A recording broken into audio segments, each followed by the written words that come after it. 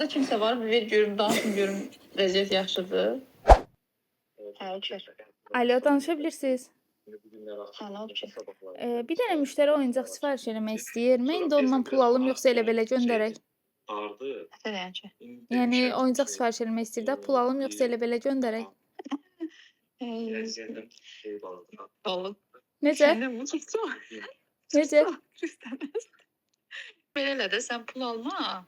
Denən ki, şeydir də, biz paylayırıq, problem yoxdur. A few moments later.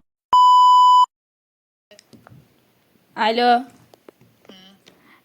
Bu müştəri ödəniş elədi. İndi mən ondan çatdırılmaq üçün ünvan zad alım, yoxsa yox? Necə? Ala bildin də ödənir. Hə, ödəniş aldım, indi ünvan zad istəyim ondan, yoxsa yox? Hədə. Ölkə yaxşısan sən. Yəni, soruşuram ki, ünvan zad istəyim ondan, yoxsa yox? Yox. Yox. Ünvan istəməm. Bəs Mən nəyin? şey eləyəcəm. Təxmin eləyəcəm ki, hara? Gözlə. 6-cı hissiyatımı qüvvəyə salıb təxmin eləyəcəm, gözlə. Bir də bir şey soruşum. Bu indi yaşıl kitab istəyib bizdən, amma onun istədiyi, göndərdiyi yaşıl kitabdan yoxdur bizdə.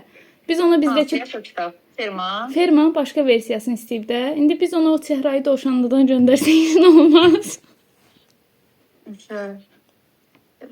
Yanında kimsə var, bir ver görüm, danışın görüm, vəziyyət yaxşıdır.